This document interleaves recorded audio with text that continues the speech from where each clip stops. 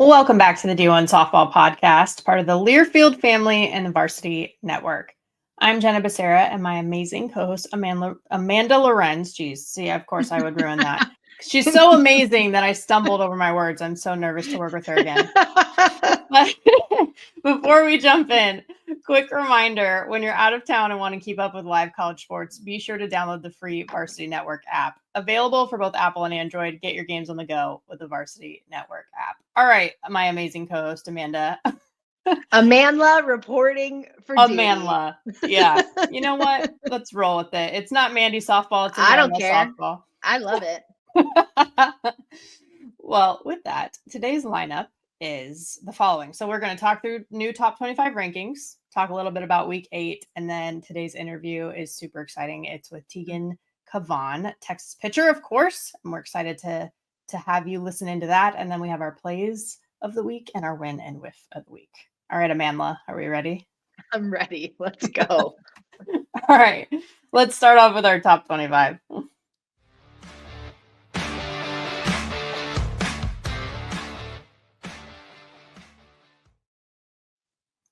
All right. Every week, I feel like I say this, but some shakeups, some movement that we're excited to talk through. So first, let's look through it. Basically, taking a look at the top 5 first. So Texas does hold on to that number 1 spot. Florida now at number 2, which is the highest spot they've had since the regular season started. And this is after sweeping Auburn. Oklahoma falls to number 3 after losing a home series to Tennessee. And then there's number 4, Florida State, number 5, Texas A&M to round out that top 5. But South Carolina is the biggest mover. They rose the most, 4 spots. They're now at number 6 after a big series win over LSU in Baton Rouge. And then the Tigers then fell to number 7. Alabama also rejoins the poll this week at number 24 after they got the series win over Georgia at home too. So 6 conferences represented. SEC still leads with 12, ACC 5, Big 12 and Big 10 each have 3, and then the American Conference and Conference USA are both represented with 1 team apiece as well. So Amanda, when you're looking at this, your gut reactions? Well, first I would say Florida dropping the game to UCF in a midweek and moving up in the polls is interesting. So I think if obviously they swept an Auburn team that they were supposed to sweep. Like Auburn is now, I think, 0-12 in the SEC. So I don't think that really shows how good of a team Auburn is. I think that they are better, much better than that record shows, but still the record is what it is. And so sweeping a team that you should sweep and then dropping a midweek game that you should win and then you go up. So I mean, as a Gator myself, love it. Like great. But and then another thing that stands out to me, I think obviously South Carolina, huge road win against a very good LSU team. But they are 4-5 in the SEC. So have a losing record in the SEC and then to be that high up in the polls. Yes, it shows what a great conference the SEC is and how competitive it is, but that is pretty crazy to have a losing record in your conference and then be so high up in the polls.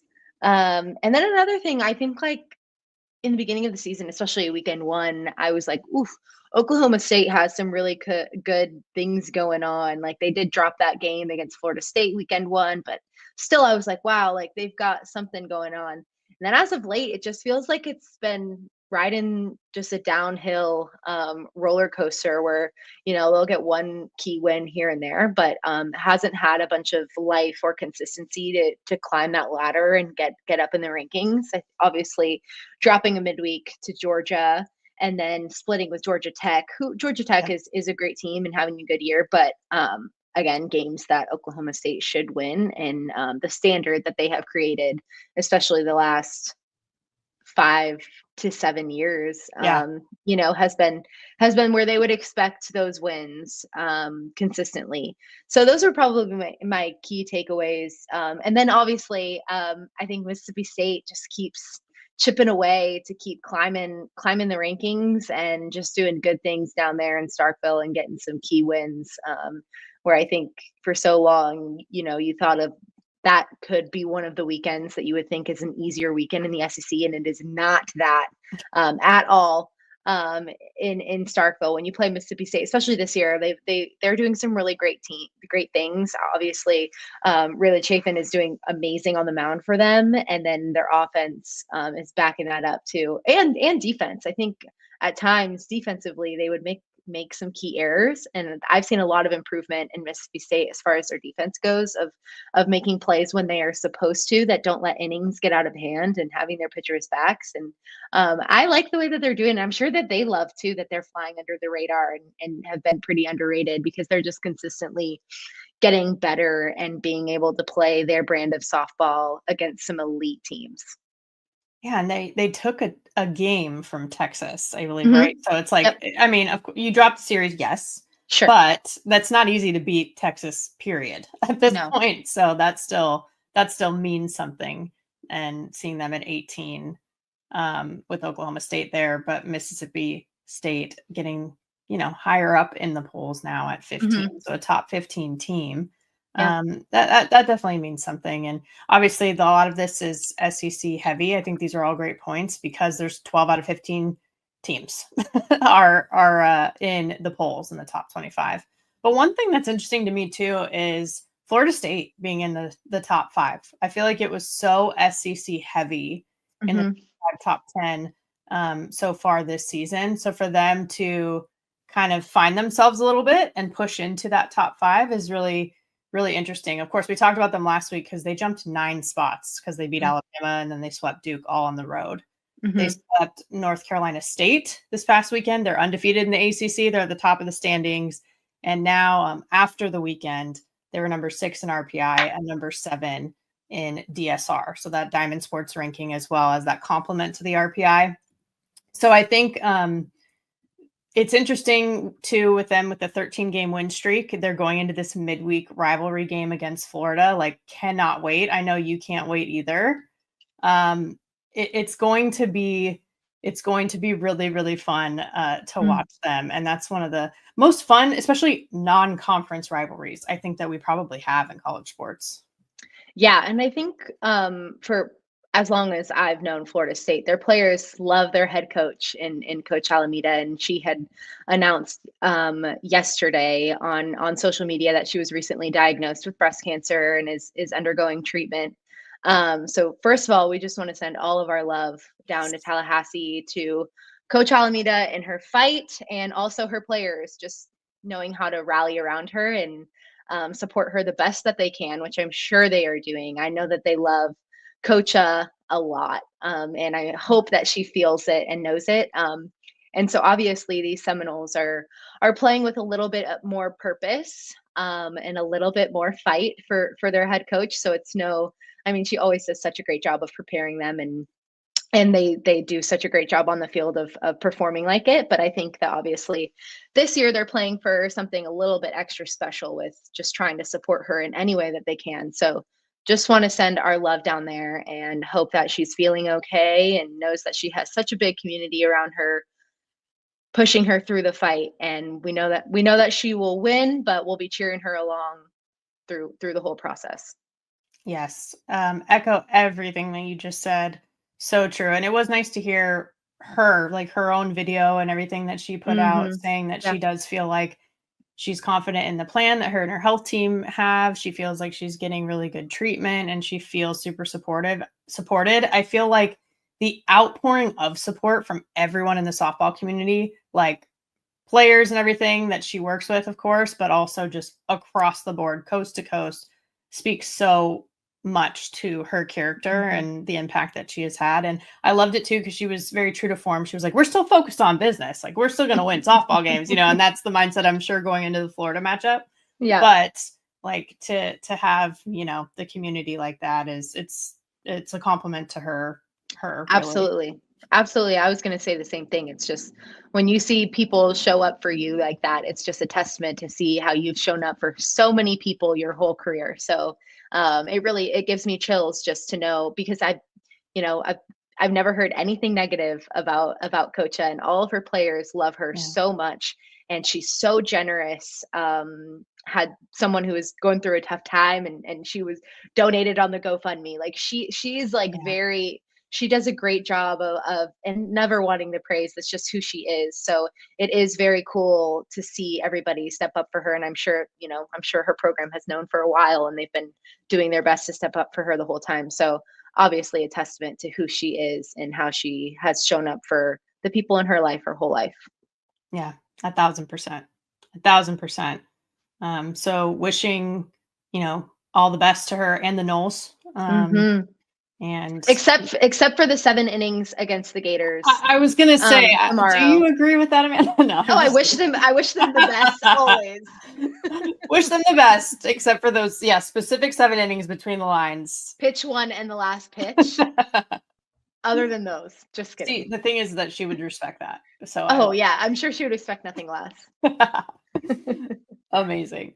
Well, plenty more for us to talk about too from what was going on this past weekend. So why don't we just jump into the week 8 recap? Let's do it.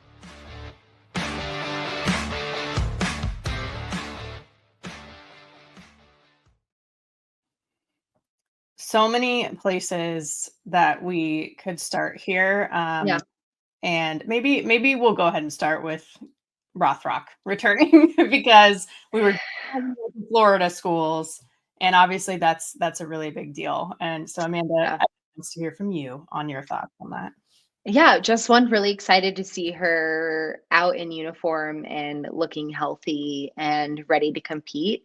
Even more excited to see her not skip a beat. Like she looked like she had been playing this whole time and had not taken 3 weeks off. So that was really refreshing. And obviously you never want anybody to be sidelined with an injury. So to see her out there and performing well was icing on the cake. Super happy that she's back. Love the way that she competes. And in her interview after the game, she was like, yeah, I feel like, I haven't skipped a beat. I feel normal and feel really happy to be back with my team and helping them win. So really exciting to see the way that the team showed up for her as well. Their offense showed up a little bit more of that game with Keegan on the mound, scoring 10 runs that game. So said, hey, we're excited you're back, but we don't want you to throw a full 7 innings. We want to give you as much run support as possible. So she ends up throwing 4.2 innings, gave up 4 hits, 1 walk, and had 7 strikeouts on the day. So pretty good for not pitching for, I think it was 3 weeks. So pretty impressive. And I know all Gator fans are super fired up that she's back. Yeah, it's a long time to be out during a season. We talk about how long the season is, but like that's a good chunk of time, especially with conference play and everything. So every game is precious. Exactly. And her not only not missing a beat, but kind of like owning that, I thought was cool. Also, like you said, where she was like, yeah, I feel like I didn't skip a beat. And she so cool. Missed her team and everything, of course, but otherwise like just felt like, true competitor in that way. Yeah. Yep. Yeah. Yeah. Really excited to have her back and to see her back in the fold. And I think we talked about how Florida did drop that UCF game, but then they went up to number 2, and then OU dropped to number 3. So that OU Tennessee series was so interesting to watch. I mean, there's something about a rubber match, like when you split the first 2 and then that third game really means, maybe it just means a little bit more, Amanda, I'll give you that. But it's true, seeing Tennessee take game 1, OU comes back, and then it felt pretty poetic that Carlin Pickens, got the series win, got that final out at the end, especially to do it in Norman. It's a big deal. Yeah, not an easy place to play, obviously. Their fans love them some OU softball, and they're loud and proud, and obviously just with the history of OU softball and what they've been able to accomplish the last couple of years. At times I feel like we heard this especially from Coach Glasgow last year when we interviewed him, like trying to preach to his team, like, do not look at the front of the jersey, like we're playing softball, like you deserve to be here, let's compete. And Tennessee looked like that. They looked like they were like, no, we're even, like, let's go, like, let's play, let's compete. And it was so fun to watch. Like Carlin Pickens, I'm out here like sitting in front of my TV, like trying to time up this she's consistently throwing 75 and obviously touches the 78, which is seriously insane. Yeah. So very tough to compete against and be successful. But obviously a huge series for Sophia Nugent going back to Norman. She's obviously an OU transfer. So going back there and then obviously having that 2-run home run in game one to like seal the deal for the game one win was huge for her. And you could just see with the way that her teammates got so fired up for her in that moment, not only just for her success, but obviously it meant a little bit more doing it in Norman against your former team. But yeah, just a huge performance out of the Noles. I thought that the Noles, the Vols, they really stepped up. And it felt like they matched, they were like, oh, this is a bigger game. Like we're going to step up to the opportunity and like played like they belonged there and they were seizing the moment. And I loved it. It was like just really competitive, really fiery and a fun softball game to watch. And it meant a lot to them, which is also a big deal. Like with the way that they celebrated, I think Yeah. And if you're OU, so if I put myself in OU's shoes and how I would feel specifically after game one, a celebration like that, I'm like, don't celebrate like that unless you win 2 games. Yeah. So yeah, that's just how, me as a competitor, that's how I would feel. I am not knocking. It is so hard to win. I'm not knocking anything. Well, they did it. They celebrated that game one and then they won the series and they celebrated again as you should. It's hard to win and they did it. And it was fun to watch. It was fun to watch, just good softball and a good pitching matchup with Carlin Pickens. Like she's pretty electric right now. She really is. And seeing Monica Abbott's support of her too with breaking the record with the 78-mile-an-hour pitch and all that is really cool. All in the Tennessee family helps, like we talked about before. But I think it was big for them after losing the series at home to Arkansas too. Sure. Like what a boost. Like they at the right time for them to get that momentum on their side. I think actually Brie Ellis had said after that 78-mile-an-hour pitch, because she was the one in the box at the time for Arkansas, she was like, I knew exactly which pitch it was. She's like, can you imagine me seeing that out of her hand? Like it's like a third of a second maybe that you have to react to something like that. But going from that series to doing what they did against OU is definitely says something. I also I want to reiterate, they still only have the Sooners only have a few losses this year. I do think that what they have done so far with all the turnover that they had, the 10 seniors, the 4P, it is still pretty impressive. I mean, yes, it wasn't the strongest strength of schedule. And I think they're at 25 maybe in the rankings in our DSR after the weekend was over. But they're still in the top 5 in both DSR, or in the DSR overall, and then top 10 in RPI. And I think, you could argue about who they've played, et cetera, but the fact that they're still at that level in terms of their record, it's impressive. It's very impressive. Beyond, with lacking a lot of experience and a lot of the standard of winning that they've done for so long. It's not like they have a bunch of returners pouring that into the younger ones. So I couldn't agree with you more. They're still such a great team. And I saw a quote from Coach Gasso after the game. She's like, we're not good enough. We've won a lot of games, but we're not good enough. And so, but that's the kind of leader, that OU wants, right? Because their standard is so high.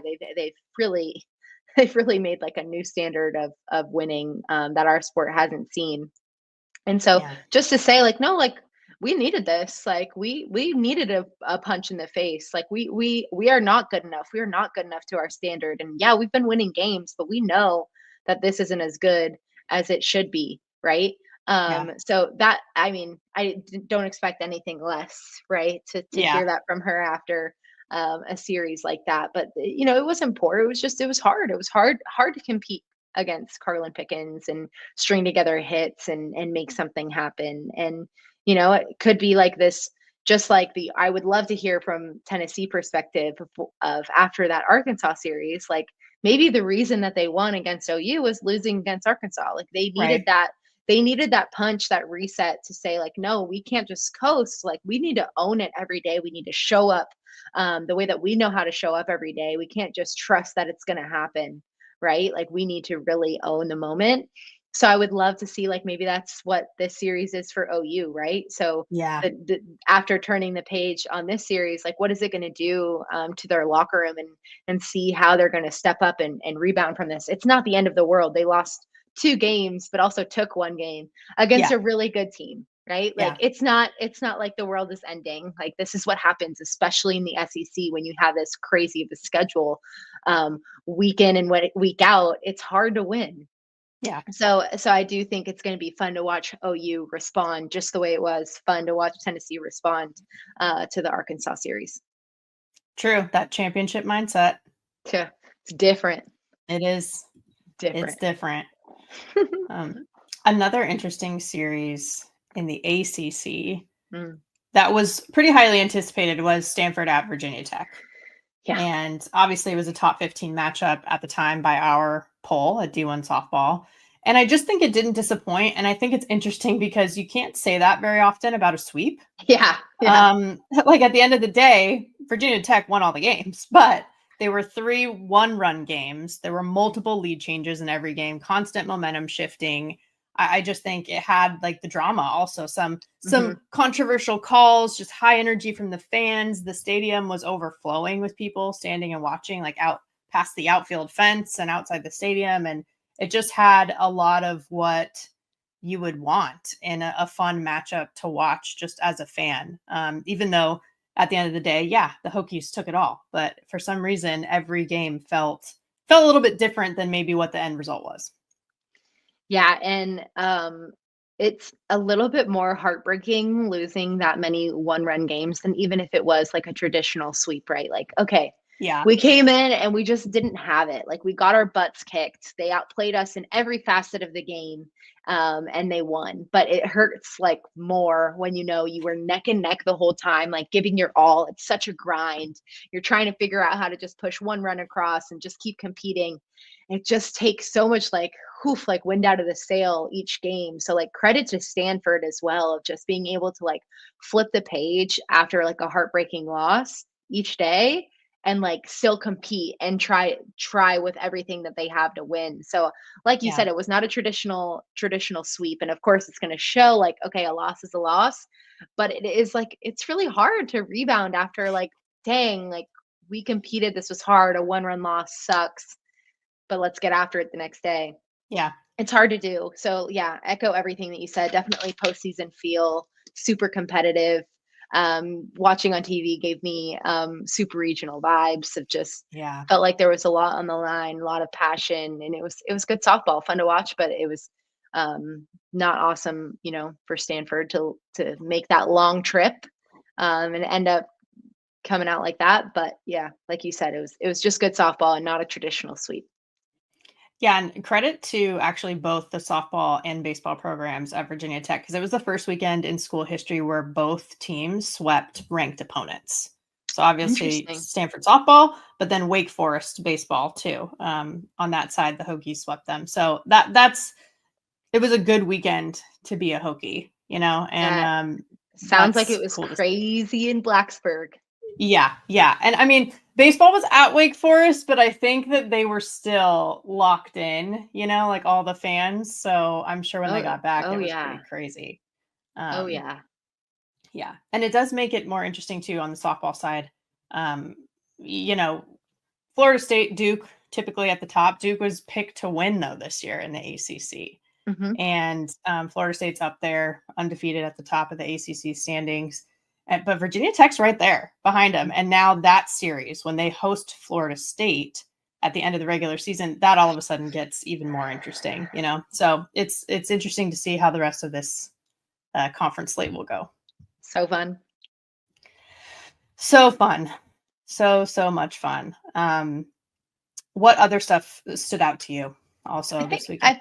I think I touched a little bit on it just with our top 25 recap, but I think the only thing that we didn't touch on was Alabama taking the series from Georgia. So winning 2 out of 3. I think Alabama really needed that.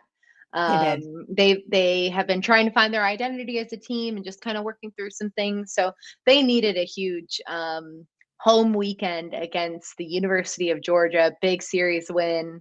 And I think that's going to really give them the correct momentum to find their identity and keep it rolling as a team. But they definitely needed those wins. Yes, agree. And I do think it's a good Georgia team. They're taking their lumps a little bit right now in the SEC, but it's a good team that they ended up getting that series from. So with you there for sure. I would say in the Big Ten, what stood out to me too is another rivalry weekend, Michigan State at Michigan. And, it's just fun, right? Mm-hmm. And the Wolverines, they did take the series in Ann Arbor, but game 1, Michigan State did win. And that was the first time they beat Michigan since 2018. And it was the first time in the regular season that they did since 2009. So that's something for the Spartans to put in their back pocket, after, even though you lose the series, that's something to build on, at least within that rivalry. Yeah, that's crazy. Yeah. I saw that stat on social media after, and my mouth was like, I was like, oh no, like that's right. Awesome for Michigan State, but those Wolverines, I'm sure, were not happy about that. No, like the winning the series is not good enough. Like that, the rivalry with Ohio State and with Michigan State, it's different. It's pretty cutthroat. Yes, and it was one of the first times that Michigan's been able to play at home, and then that's what happens, So not surprised to see them come back the next couple of days the way that they did. Absolutely, yeah. I also interviewed Hutch before the series on the D1Softball Podcast, and not everyone realizes or remembers that she's a Michigan State alum. So she is a Hall of Famer at both schools, which like legends only. That's crazy. Yeah. And I remember talking to her, and when I asked her, I was like, well, do you feel like you're more of a Wolverine or a Spartan? She was like, oh, I mean, it's obvious. I'm clearly, it's Michigan all the way. She's like, but I do root for Michigan State to be second. And I was like, okay, respect that. I respect that for you. Oh my gosh, that's so awesome. I always wonder that dynamic of like after being, your alma mater, but you're at a new spot for so long that it just feels like I did know that just because I'm a softball junkie and I love all that things, but like that she is Michigan, like she is Michigan softball. She is like female athletics at Michigan, or just like Michigan in general. She's such a legend. So it's like really crazy to think about like the fact that she was a Michigan State alum. And it is different to know. Like I would joke around with, even Coach Walton went to Oklahoma. Yeah. And so I'm like, is there ever is it ever weird? And he's like, no, like not weird at all.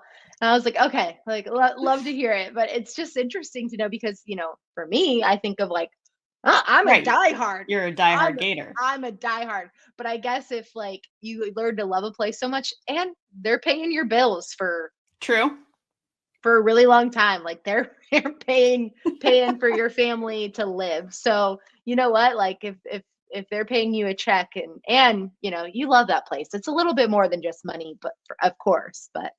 Well, you can make it your own when you're the coach, too, right? Like you can put your stamp on it. I did ask Kenny Gajewski the same question because he obviously played with Coach Walton at OU and clearly has been at Oklahoma State. And I'm like, do you bleed more crimson or is it more, he was like, oh, I'm like the brightest orange there is now. And I was like, okay, so just had to crazy, check, so crazy.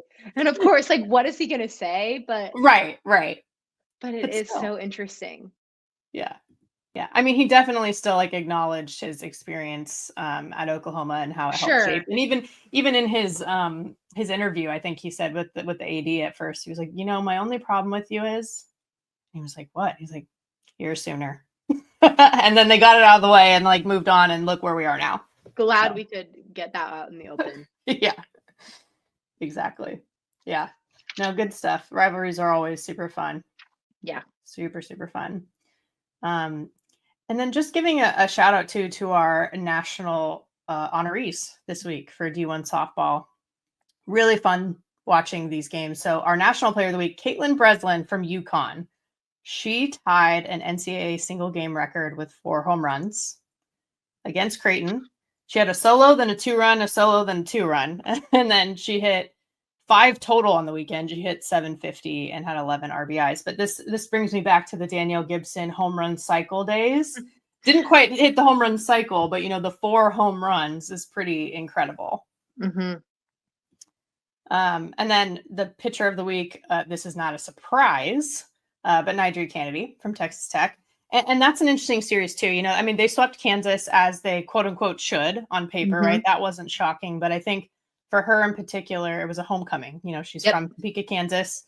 So she gets the no-hit shutout with 12 strikeouts as her homecoming. And then, in our stat roundup that we have with our partners from 643 Charts, she also led the way across the country. She had 26 strikeouts in 12 innings on the weekend. She struck out more than half the batters she faced, which, again, we're not surprised. It's Teagan Kavan, but still really well done. And then lastly, and I apologize in advance for this, Amanda, but the National Freshman of the Week, Isabella Vega, she got the win, the shutout over Florida in that midweek game. But also they took the series from Baylor over the weekend too, and she threw 17 innings, 2 complete games, had a save, 18 strikeouts. Like, she just had a great week. So some of the Big 12 SEC head-to-head, but even within that Big 12 conference, some interesting things in addition to UConn. So had to give those shout-outs. I would love to give an honorable mention shout-out to Cassidy Pickering for reaching base 15 straight times in that Tennessee series. Yes. We had spoke about just how elite Carla Pickens was. So I don't care how you get on base, like, you're reaching base safely 15 out of 15 times in a row. Like, that is really crazy. So huge shout out to you, Cassidy. Keep getting on base. That's cool. That is super cool. That's a great shout out. Well, man, so much happened. So much more is going to happen. And of course, for us, it's also chatting with our guest today, which is Teagan Kavan. We're so excited for you to hear it. So let's head into it.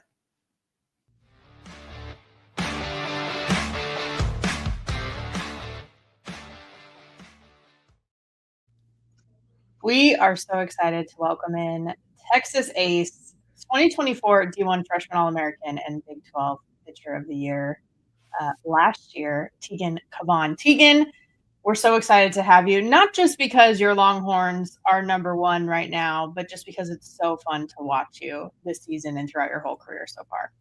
Thank you. I'm excited to be here. And speaking of being number 1, people talk about sort of the pressure that goes along with that. Do you guys feel that, or is it something that you're not even really paying attention to?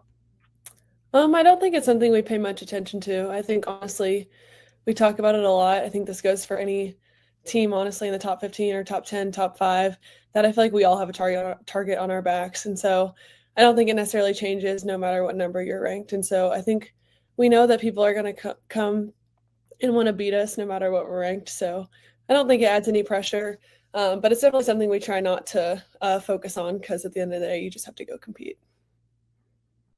Absolutely. And obviously, coming in as a freshman, you were so elite from day one and had a lot on your plate, and rightfully so. You deserved every opportunity you got to be on the mound. But how do you feel like that's helped you, playing off of Jenna's question of just to not think much about the rankings?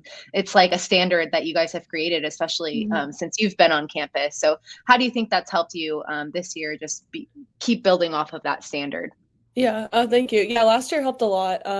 Definitely this year I feel more at ease. I think last year was really cool to see. I guess coming in, if you had asked me that we would have been in the national championship game coming in, I probably wouldn't have believed you. And so I think it was really cool to see that the growth we had last year. And then obviously like seeing what we were all capable of. But then coming into this year, obviously with a more experience behind, I feel a lot more at ease, and going into games, there's definitely, the nerves are always going to be there, but there's definitely less nerves, and I feel more confident in my abilities and just kind of my mentality that goes towards the game, especially going into the SEC. I'm glad that I had that first year of experience before jumping into the SEC. No kidding. And Amanda, someone who knows exactly what that's like, for sure. But being a part of the first season that Texas is in the SEC, you have competed in 2 different conferences already, even though you're only a sophomore. But you got a taste of it too. You know, one of the craziest super regionals ever, probably last year against Texas A&M, and then of course to the Champ Series. But what do you feel like the experience has been so far in the new conference? Yeah, I think it's been great. I think it's been really fun, honestly. I was obviously before season started, I was interested for how it was going to feel when we were kind of in the thick of it. And it's honestly exciting. I feel like we feel more accomplished sometimes after weekends, and it's like, dang, like we just went head to head with like this great team and came out on top. And I feel like it just, I don't know, it just feels better. It feels really good to get a win against great teams every single weekend. And so I think it's cool to see what we're capable of, and it's cool to see like this early on, like what we can do, and how we can come together and manufacture runs or put up good numbers. And so it's really fun for me to see, but I think I just like and I like the gritty games. Every game is interesting, and every game you can't really take for granted. So that part's been really fun. What I heard, I think the main takeaway, would you say it just means more? Yeah, I would say. I was waiting for it, Amanda. that was a perfect transition too. But no, I get it, right? It's like you guys also, I think the Big 12, especially last year, was so competitive, mm-hmm. right? Like you guys definitely had a little taste, a little warm up just to how crazy even the SEC is, basically that just every weekend, right? You could, looking at your Big 12 schedule, you would mark and you would star certain series, right? And I feel like we kept adding more stars throughout the years. Like it keeps getting better and better. And obviously with how OU and you guys have ran college softball, it's hard to say, like we keep talking about the SEC being the best conference, but really Texas and OU are running the show right now.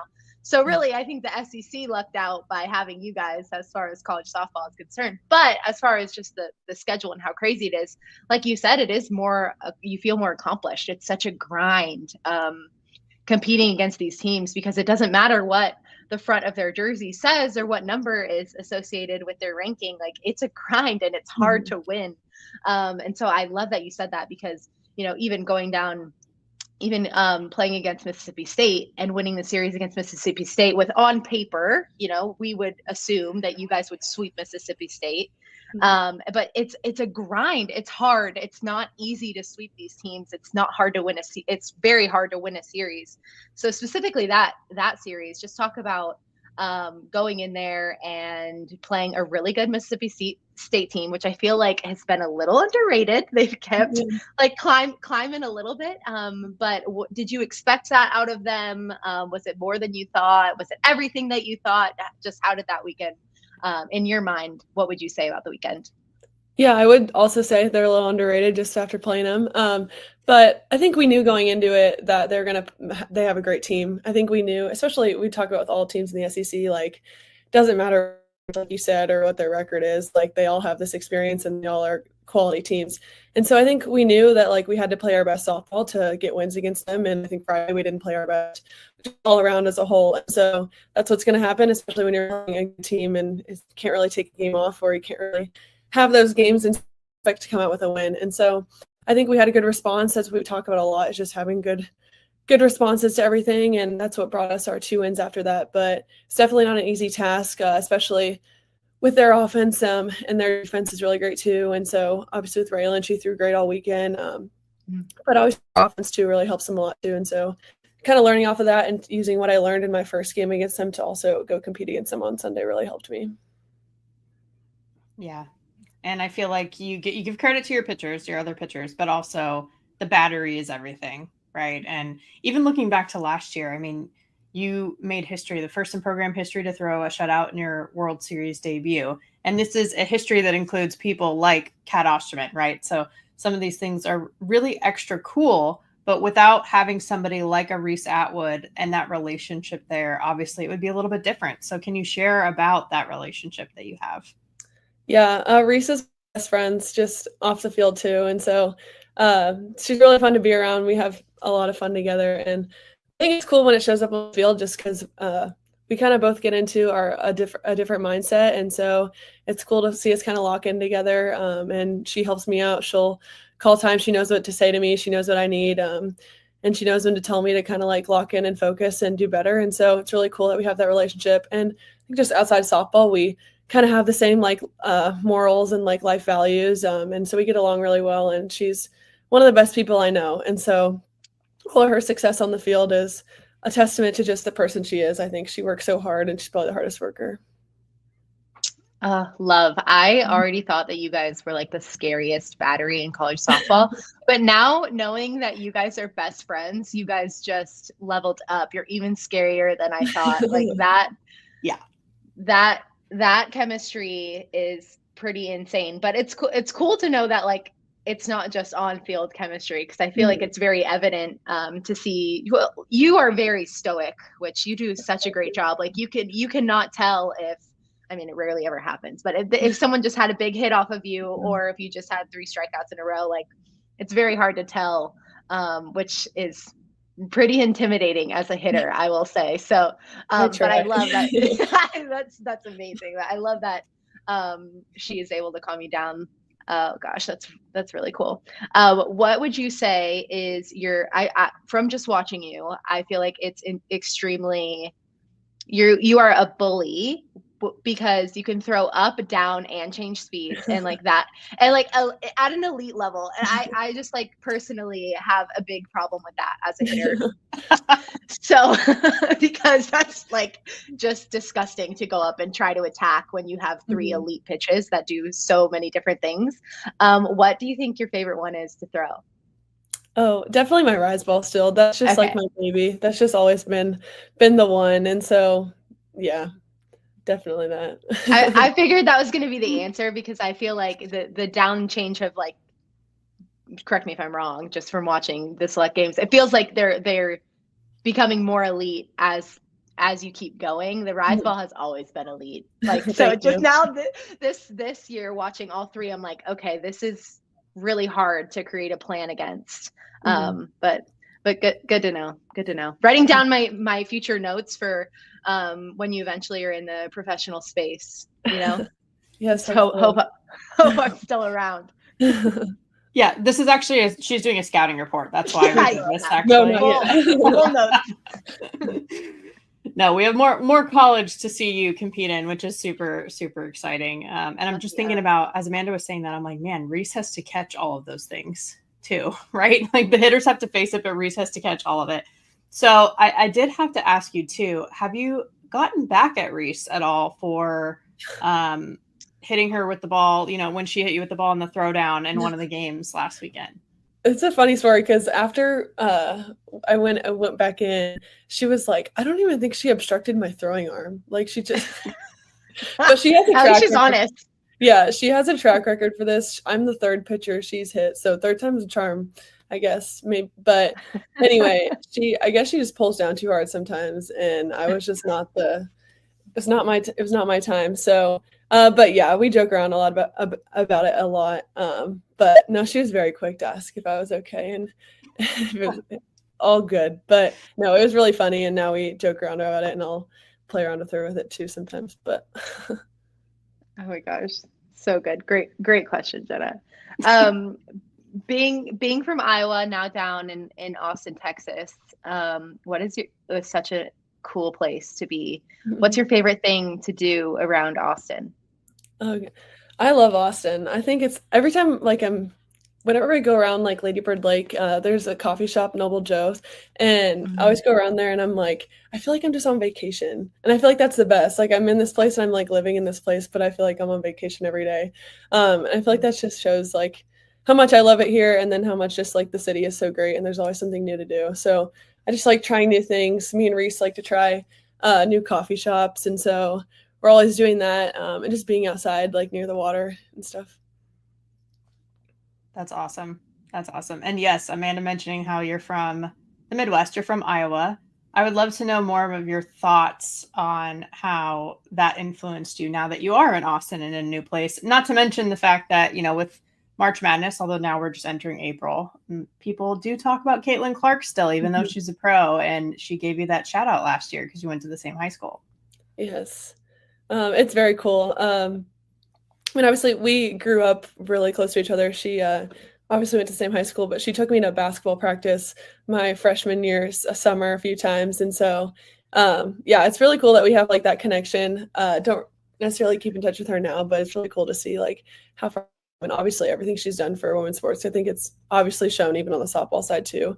Everyone's eyes just on women's sports in general, but it's really cool. And I think it's fun that we have this as Iowa tie, because I think there's a lot of Iowa pride and a lot of Midwest pride that comes out of both of us. And I like representing our home state, and that we can show girls from Iowa and from the Midwest that they can dream whatever dream they have, and they can make it to wherever they want to go. So good. So cool. Two elite role models from the same place. That's pretty cool for female sports. We touched on it a little bit in the beginning of just what a grind this season has been and how winning is so hard. I was wondering if you have one specific win this season that stands out to you that is probably your favorite win.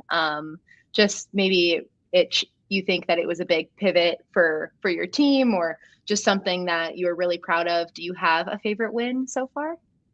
I think maybe it's because it's fresh, but I think our walk-off against Auburn was my favorite moment, especially for Stewie. She had been I wouldn't say she was in her slump anymore at that point, but she had a little up and down there, and she needed that. And our whole team, I think, when she was up, we kind of knew that it was going to happen, and we never lost faith. I think it's cool that I feel like our team does better with our backs against the wall, and that's what I like to see in that game. And so it was really fun to watch her be successful in that moment. And then also I think that was game 2. So I think it was game 2.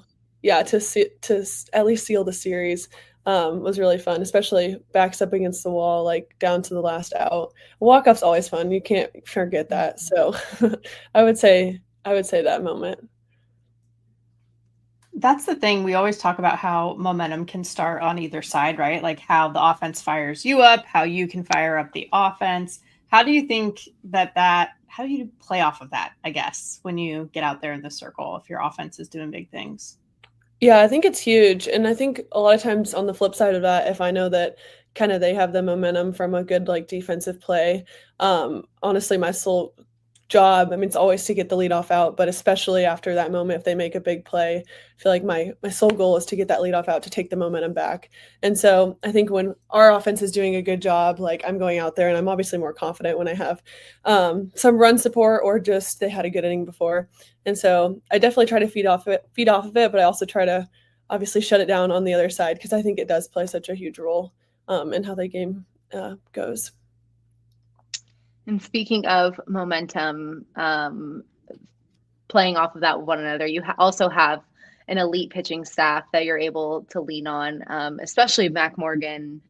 Just can you speak to just what it's like in the bullpen and working with your guys' staff, and how you guys make each other better, and then also just the confidence that it brings you going onto the mound, knowing that you're going to give your all, but even if you don't have your best stuff that day, you have some really quality arms that can come in and get the job done. Yeah, I think it's huge. It's a huge reason why we're successful. And I think especially with Mac obviously compliments me well with she's a lot of down. And even Sitlali, I think Sitlali compliments everyone well, because nobody can do what she can do. And so it's really cool to have them, and Cam and Sophia too. We all have really great mentalities when you go out there. And I think Mac, especially, her mentality is just intimidating in general. And so I think we all complement each other really well, and we all work together really well. We're always talking kind of what we feel from hitters, or what we see, trying to looking for little pointers, even in the bullpen, if it's little things that we do. Hey, will you watch this for me? Just so we can help each other out, because we know we're all vital. And even after the game, I feel like it's cool when I see the pitchers come up to me and tell me what they thought about my game, or thanks for having my back, or vice versa for me too. It's really cool, because we know at the end of the day, yeah, we might be competing for innings because everyone wants to throw, but at the same time, we just want the win for the team. And so I think that's really cool about it. And I think that's what makes us special, is it's not necessarily going for each other's necks. We just want the team to win. Yeah, you're going for the hitter's necks. Yeah. Makes sense. Yeah. As it should be. But I love how you've talked about kind of the mindset and the relationships you have with your teammates on the field and off the field, and how those things kind of translate, because what we do off the field also is important. And I know that I've seen you say that art is your escape from softball. Mm-hmm. So I would love to know, A, how did that come to be? Why is that the case? And B, how much burnt orange do you kind of work in there in your artwork? Yeah. I've always just loved brother, and he's kind of the same way. Like we just kind of not necessarily like big, like just kind of in our free time. But anyway, he would always like sketch and draw and stuff growing up. And then I just kind of did that too. And the elementary school I went to, we had like a really cool art teacher. And so she just kind of like, I just loved everything we did. And then I'd continue doing it at home. But I love to paint. I love to draw. I've been into like watercolor right now. Nothing like too complex, but I did paint like Bevo the other day or last in the fall. But so I guess there's a little of the burnt orange in there. Sometimes I haven't brought it in too much just because I see it all the time, but not necessarily like with stencil or pencils or like paints, but I have been collecting matchbooks around Austin, and then I've been putting them in shadow boxes, so it makes for a little cool like decoration. So I really like that. But yeah, I'm working on a paint by number right now too, so just whenever I have the time. I really like so to do cool. Do you do any commission pieces? Like, do people reach out for certain things and you get paid for this little hobby? This is like so cool. No, not yet. A lot of people reach out and I just will do it for them. Like if I know them, like family, friends, or just some of my friends. But I know, I definitely think I could. Maybe in the summer, in the fall, I should get on that. For sure. That sounds like a slam dunk. Yeah. I feel like some NIL deal with yes, with like a watercolor company. Yeah. Yes, hit her up. Please. That's awesome. Yeah, it'd be cool to. I've talked with a few people. They're like, "What would be your dream NIL deal?" And I'm like, honestly, probably like just like arts and crafts stores. Like even if Michael's is big, but even if it's something like that, that'd be really cool for me. Oh my gosh, so cool. That would be awesome. Well, hopefully we're planting a seed here. Yeah, yes. Put it out there. But you also, from what I understand, you love dogs. Mm-hmm. And Amanda's also a dog lover. Mm-hmm. And you have your own dog too. So can you tell us more? Because this is a dog-friendly show. Oh, yes, of course. So I don't have a dog with me in Austin, but I have two dogs at home, Snickers and Lola. And yes, Lola is a Bernese Mountain Dog and Snickers is a Havanese. Lola is my baby. I guess I'll have a favorite, but it's bad for me to say that, but I love Snickers, but Lola's my baby, and I just love big dogs, and Lola's just like such a big dog, and she's so cuddly, and I feel like it's different. I had a small dog like my whole life, Snickers, and she's like my childhood dog, but once we got Lola, and she's just like this big, broad, I can just hug her like she's a human, and I'm just forever changed. Like I'm a big dog person forever now.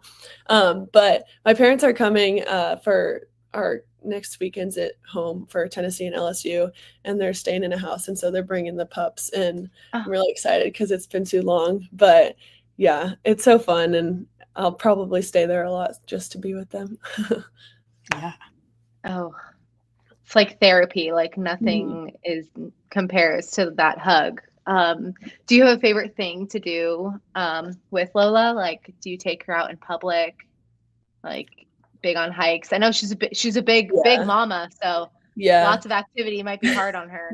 Yeah, she is. But well, last time she was in Austin, we took her around the trail that went around Lady Bird Lake. I think it's a good thing that she's in Iowa though, because if she was here, like she's just big black fur, it would get so hot. Yeah. But yeah, she likes being outside. My dad takes her on like a 2-mile walk every single night, so she gets all the girl. Yeah, she's good. But she's kind of lazy though. She just likes to hang around, and so when we walk there's an ice cream shop by my house at home, and so we'll walk there, and she'll come with us, and then whine until we come back outside with her puffed up. She knows. Funny. Well, I know you said it was hard to pick a favorite, but that you do kind of have a favorite dog. I've also heard that you're a big Swiftie. Yes. Can you pick a favorite era that you have? Oh, that's so hard. I love that that's harder than you picking which dog is like. Like picking a favorite child or something. I feel like it depends. I'm a huge fan right now, just maybe because it's recent, of Tortured Poets Department, but in the summer, it's definitely like Lover. I just vibes of that. But I think like I feel like Folklore just gets like slept on, and I just love Folklore. So I feel like for an everyday like mood, maybe that sounds kind of like down and sad, but I like Folklore a lot. Just as all the songs, just for like a chill vibe. But I actually can't choose. And then last year, Bad Blood was one of my walk-up songs too. So I guess just include them all. I can't choose. Yeah, these are like all different kinds. Yeah. Did you go to the Eras tour? I did. Oh, give us a quick review. Yeah, it was life-changing. I went with like 6 of my high school best friends. And it was like 4 hours, just the best 4 hours of my life. And I'll say the band, like, watching, that's like one of my favorite songs by her, but watching them live was like nothing I've ever seen before.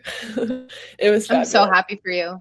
Yeah, she came out and I was like instantly crying. Oh, love it. See, you have so many fangirls, young girls, and you're still fangirling too. I love that. I know, when I saw that like Caitlin Clark was in the box with her at the Chiefs game, I was like, how can I was like, what connection do I have? How can I use this to meet her?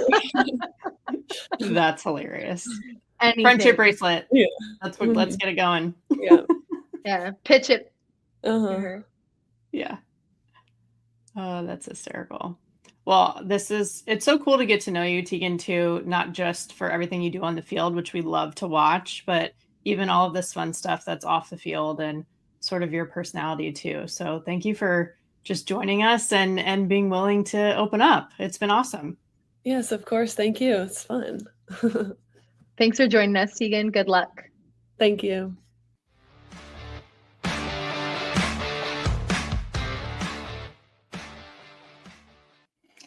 Really fun to talk with Teagan. I feel like she just like has her stuff together. Like just talking with her, she gives off that vibe. Yeah, she definitely gives off the vibe of a veteran. Like, I can't believe still she's only a sophomore. Very elite and fun to talk to her, because I think as I said while talking to her, she's very stoic on the mound, right? Like, doesn't show a lot of emotion, doesn't give the viewers a lot other than some elite rise balls, giving us a lot of swing and misses. But so it was fun to get to know her a little bit more off the field and just find out what she likes to do in Austin, find out she's a huge Swiftie, and just find out more about Teagan. And then not just Teagan, the softball player. So I love that we get the opportunity to do that, and especially bring our listeners an opportunity to get to know these just amazing softball players as people too. Yeah, 100%. And I know I mentioned last week, it feels like a pitcher podcast since we've had so many good ones on this year with Cassidy Curd, Lindsey Grine, Emma Lemley, and of course now Teagan Kavan. But how different they all are is interesting too, but yet all have a very high level of success. So I think that's been a cool way for us to learn more about the different ways, I guess, that you can reach that kind of level of success when you're being yourself in their case. Absolutely. Well, we had some people definitely bringing the personality and some cool moments as well for our plays of the week this week. So let's head into it.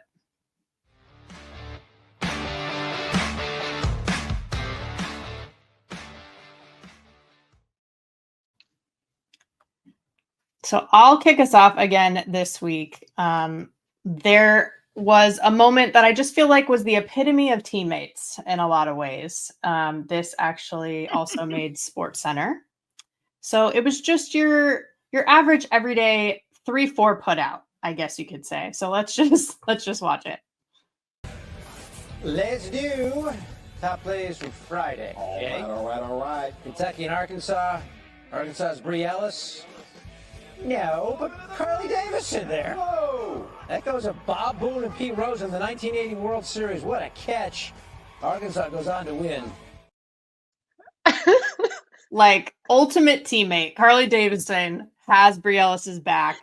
I love that. Bree Ellis was this close to being my whiff of the week. Like, 100%. She was so close, and then her teammate had her back. Like, that's an elite friend right there. Like Absolutely. It literally went from a whiff to a win. You're so right. Has never looked so unathletic. And then Carly just absolutely has her girls back. Like, oh my God, like that play is so funny. I heard like someone said, like, I think it was probably Arkansas softball that was like, SC top 10, and like pre-comments just like, please no. Like,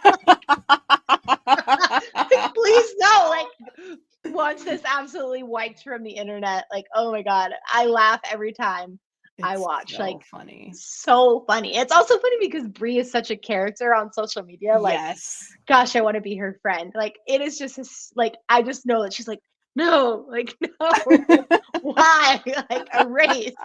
And it just keeps getting more publicity. Like keep pushing it more. But it really is amazing. Like, okay, it's hard sometimes. Like, the ball be moving up there. It's hard. Like, the pop flies are for the outfielders. Like, I get it, Bree. Like, you're there for the ground balls. And then Carly Davidson just absolutely has her back. I can love it. That's such a great choice, Jenna. Yeah, I mean, the diving catch too. Right? Like, it goes, it's just like the routine pop up to the diving catch. Like, it's just 0 to 100. It's so good. It's so good. Who said softball's not entertaining? Right? Are you not entertained? How can you not be? Oh, so good. All right. Well, my play of the week is some craziness from that Stanford Virginia Tech series. So I'll let this play and we'll talk about it after. Without a fight. We were within one pitch last night. One pitch. Into left center field, and what a catch by Blackwell! They'll go back to second. They'll double off one, and the first base out two. A triple play. A triple play. Virginia Tech in one line drive. The Hokies are out of it. Just incredible. And I love that the camera like also shot to the fans, just how wild like that place is going. But obviously a great ball by Stanford. And then you have Blackwell just absolutely laying out. The Stanford runners think, oh, absolutely, this is in the gap. We are scoring on this play. And she gets up quickly, throws a dart to second. They get that out, and then she throws another dart to first to get a triple play in a huge series. Like, what?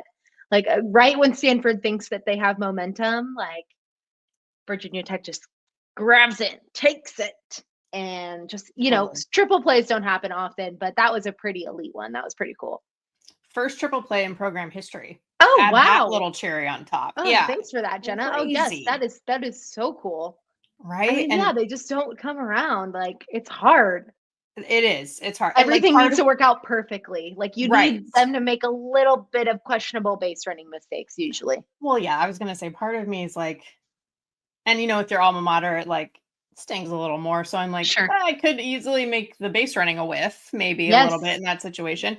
But it was so perfectly executed, like you said. It's like a web gem plus the perfect relay, basically. Like, what else do you want? And I saw a photo, I think, of all three players, and they were all holding up like the number of which out they made.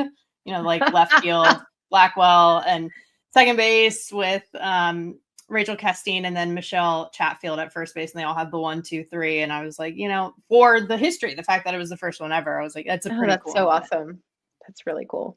Especially the type of series we were talking about. It was like, that was everything. Then they end up scoring runs because of momentum from defense. It's so cool. So good. So good. Well, what also is good is the win of the week. And what's, entertaining is the whiff of the week too. So we have those coming up now.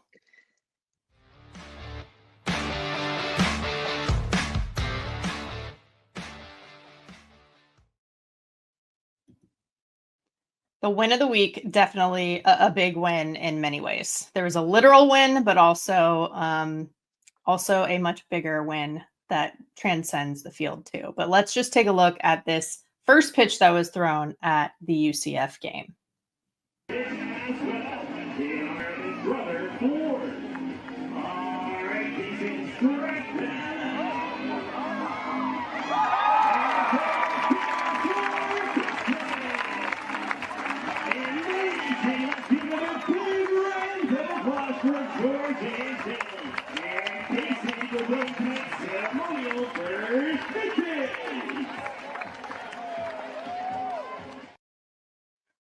First of all, adorable. That is Cindy Adorable. Ball Malone's, yes, youngest son throughout the first pitch. So a win in itself because can we talk about the form? He is 4 years old and he's like got like the rhythm and everything. I was so impressed by that. He must have a good pitching coach already. Like that Right. was elite for having a Hall of Fame mom. Yeah, helps. Or just runs in the blood. Yeah, that too. But so cool. I mean, we know where he gets it, obviously, but I love that she was like, oh, maybe men's fast pitch, or maybe he'll throw BP to the team someday. Like, I love where her head's at. Cool. Yes. But the literal win was that this was actually before they got that win over a top 3 ranked Florida team at the time. This was at home. But the most important, biggest part of this win is that it was Autism Awareness Night. And so she herself, Coach Ball Malone, Coach Bear, as everyone calls her, talked about when she actually, right when she got the job at UCF, her oldest son was diagnosed as being on the spectrum. And she said he was nonverbal till he was about 5 or 6 years old. And since then has come a really long way, but something that their family has specifically managed and worked through. And so it means a lot to them on a personal level. And Eric Lopez from D1Softball actually did a post-game interview with her, and he made an appearance, her son, her oldest son, named 4. And Eric said it was his favorite content he's done with D1Softball, just because of the, big picture of it all. So very cool. So special. All right, we're going to lead into my whiff of the week. And this was just so perfect. And I just really, again, want to give a shout out to Carly Davison on behalf of Brie Ellis, so that she helped Brie not be our whiff of the week. But Maya Johnson also had Brie's back, because this was pretty good. We'll let this play.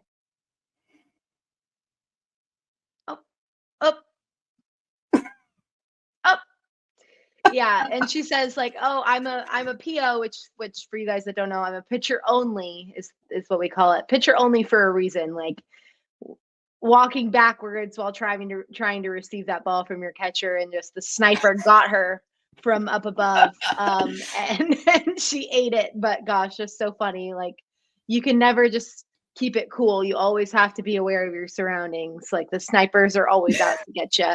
Always. So good. Gotta keep your head on a swivel, or stay on your toes, I guess, in this case. Yeah. Tie your shoes. But Kat actually tweeted too. She was like, by the way, this happened to me. I think she said at her first game with USA wearing metal cleats. Like, the same thing happened to her. I was like, you know what? Good company, Maya. You're in good company. Yes. And I love that she owned it. She was like, gosh, this is why I'm not playing any other positions or trying to hit. Like, I have a lot of my plate as it is. Exactly. She, one thing at a time.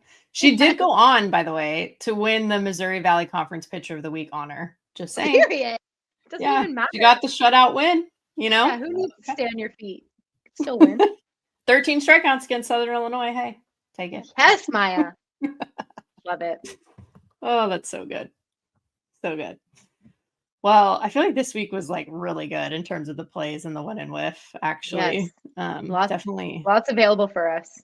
Yes, solid week. It was hardest play of the week choice for me, just because obviously those two, it's like, how do you not have the ones that we chose? But there were so many other cool moments too. Totally. There was a lot. Yeah. And I'm sure there'll be plenty more coming up too. And in terms of what's next, as usual, D1 team will be all over the place.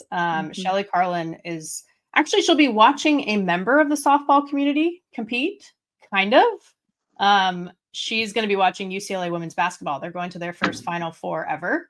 And Gabriela Jaquez, if you remember, everybody, we wrote about it for D1, but she joined the softball team after basketball season last year, joined the roster, still is on the roster. So she'll be competing. So Shelly will actually be in Tampa. But, the Final Four Women's College World Series, I guess just another day to be a Bruin, apparently.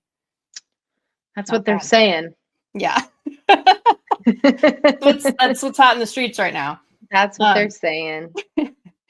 And then Justin McLeod will be at Duke, North Carolina, another rivalry situation, as well as Virginia Tech and North Carolina State. So he will be in the state of North Carolina, essentially. And then Eric Lopez and Victor Anderson have another loaded in the circle episode. presented by 643, coming up tomorrow with UConn's Caitlin Breslin, our National Player of the Week. And then they also interview Arizona's Devin Netz, who we didn't even this part earlier, but threw the 11th perfect game in program history for Arizona and hit her 11th home run of the season in the same game. Yeah. So just two-way player. Really, she's having a year. It's insane. Yeah. It's like so good to have her back. And maybe one more surprise with a guest. TBD. You'll have to tune in to find out about that. But I am also calling 5 games. I'm calling baseball, but then 4 softball.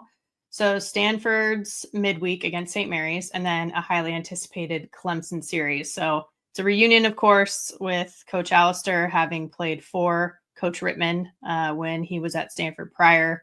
I played for both of them at one point during my career. So some alums are coming out. Yeah, it's going to be fun. My parents are going to visit too. They were like, oh, that sounds like a good weekend to come up to this season. So it's going to be a cool reunion and some good softball too with those two programs. So we'll be everywhere. And I'm pretty certain I know exactly what Amanda's going to be doing Wednesday night when the Noles and the Gators are playing. Yes, I'll be clued in and ready to roll. I'll be sat on that couch over there watching on my screen. This guy will be with me too. Yes. Hi, Blue. So good to see you. You wanted a front row seat. Yeah. Well, for those that stayed around, you got a treat because you got to see Blue. And then also you're going to get a discount code as well. So the season 25 discount code is 25% off all subscriptions, monthly, annual, whatever you got. You can get 25% off if you use season 25.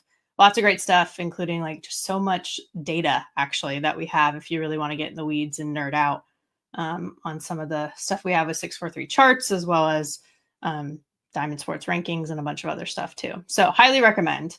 But otherwise, thank you guys for joining us again this week. And we can't wait to see you again next week. And hopefully Blue makes another appearance. Hopefully. You'll have to tune in. Bye, guys. Bye.